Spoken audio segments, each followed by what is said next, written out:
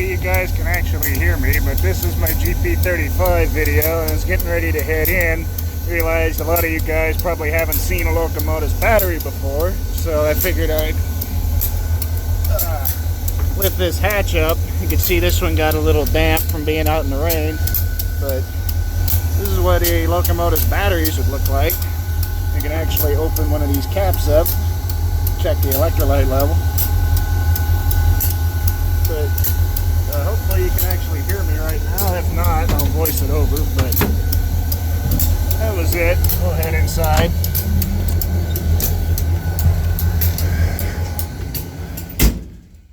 There, much better. It's quieter in here.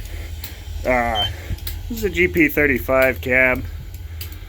Really, it's a lot of the same but different, at least in terms of what's actually in here, with the only real exception being this. There's no windows here. This is a tall nose, and if we look down in here, you can see in this one, compared to like an SD40 or something with a low nose, sanitation compartment inside the short hood's a lot bigger. I still got a sandbox. You got two little portholes, I think is the word for them, for class lights, which this Locomotive does not have, but they just never took the actual ports out. Again, we got the sandbox, you got the toilet, you got a box, you got the event recorder box, you got a vent, and in case you really wanted to see the ceiling, you got some air piping. Got a can for oiling the center castings on the truck. But that's about all there is inside the short hood down there. Get into the main cab. You still got heaters, main heater, sidewall heater. Got windows, we've got wipers, cab lights. We've got our control stand. And actually, if we go over on the other side of it, you can see this Locomotive still has a little bit of air on it. And I'm going to actually turn that down so it doesn't blow your guys' eardrums out on accident. You can see we got pretty much a lot of the same stuff we had in our Dash 2 video. If we take a peek inside here, have the electrical cabinet, and this Locomotive is actually a Dash 3, and usually a part of what defines a Dash 3 is microprocessor based controls, and this is actually the cabinet that does that. You can see, just like Dash 2s have cards, a lot of these electronic systems also use cards. Card cage systems is what they're called. And this is the one for all of this stuff.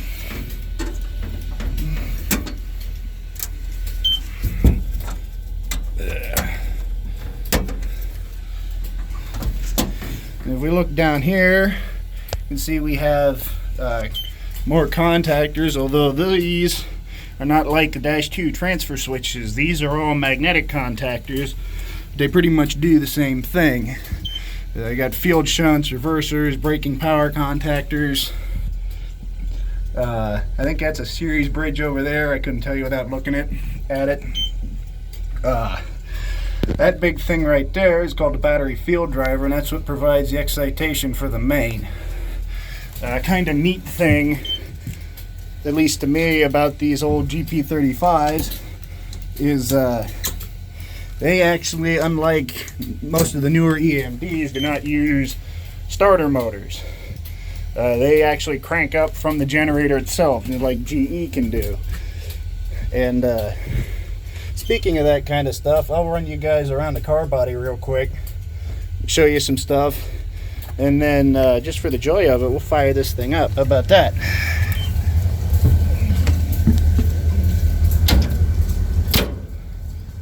Walk out here along the car body, come to the prime start door here, and it's dark in here. You can see we have the expansion tank, and it's full of water. It's treated with borate. Got an oil pressure gauge, a water temp gauge. This thing's probably about to auto start. We have the governor. We have the lay shaft. We got Y pipe. We got the exhaust manifold. Lights in here.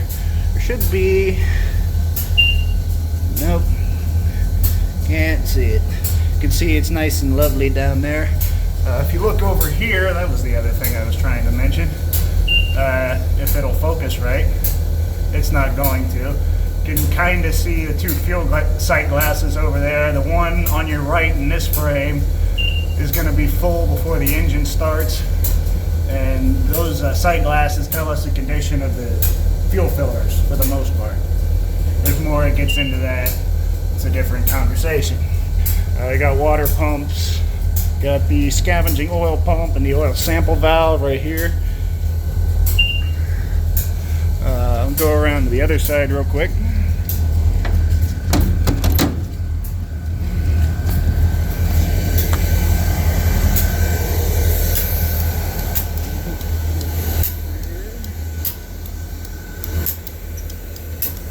It's a little bit louder over here because there's other locomotives. But if we look down here, this is the turbo lube pump, and this is something that will also start when we go to run the engine. You can actually see the main back there too. And there's the turbo lube filter. Before the engine starts, this pump will actually kick on, and it'll see that spinning, and it pumps oil to the turbocharger to lubricate it before the engine starts.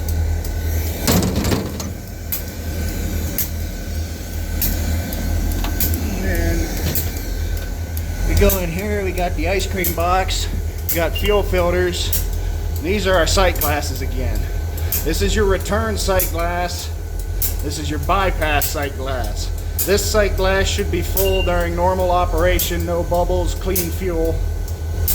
This sight glass should be empty. If fuel starts flowing through here, it's because the filters are plugged, usually, and it's starting to bypass. So, that back there is actually, it's called the Michiana tank, which is what holds all the oil filters. There's a fuel pump hidden down here.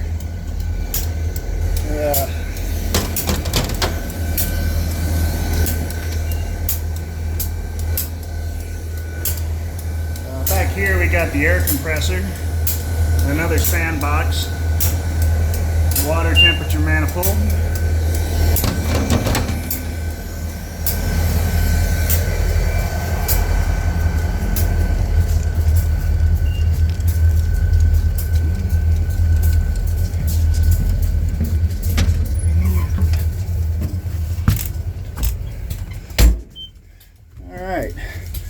Hopefully you guys were able to hear me up till now, and there's a decent chance if I poke my head outside, the audio of this video is going to blow your guys' eardrums out. So I'm going to not talk, but I'll go around and show you guys the same thing we just did, and we'll fire her up.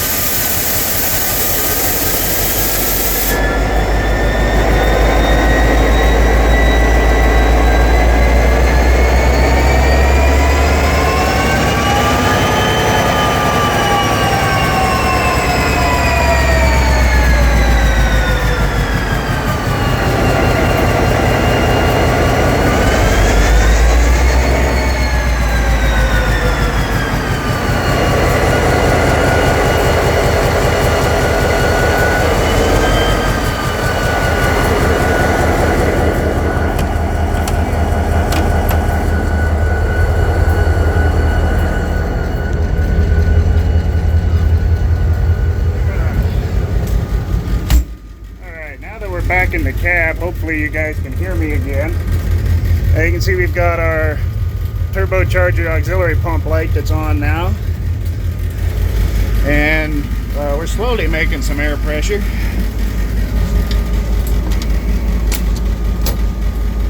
This is an older style of control stand, I'll mention too. This right here is called your power selector. For those of you familiar with the 8888 incident, what happened during that incident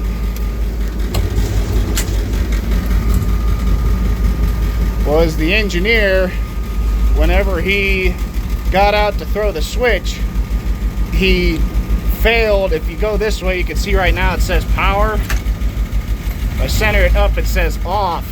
If I go the other way, actually I have to have the reverser going. Let's sit at B is for braking. So now we're in dynamic braking. So this is the control stand set up for dynamic braking. This is the control stand set up for power. The engineer forgot to throw that selector, then threw the throttle in notch 8.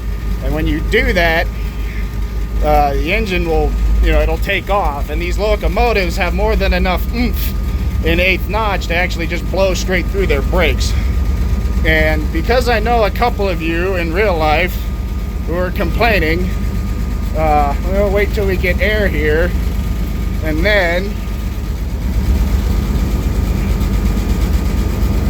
110 pounds ought to do it. Just because I know you all want to hear it.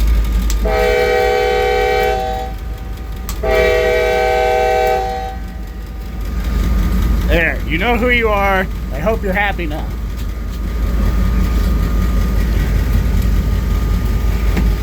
I'll also show you guys while we're sitting here the ammeter gauge. Show it moving whenever we actually start to try and load. You can see it actually shows how hard you're pulling, and that's amperage through the traction motors. And if I show you down in here, maybe you can see it. When I throw the reverser,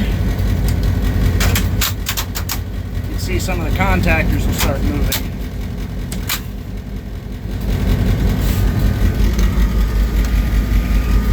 So yeah, that's a little cab tour and startup for one of our old GP35s. Hopefully you guys enjoyed it, and the guys I'm addressing complaining, I hope you're happy now. Thank you guys, and have a good one.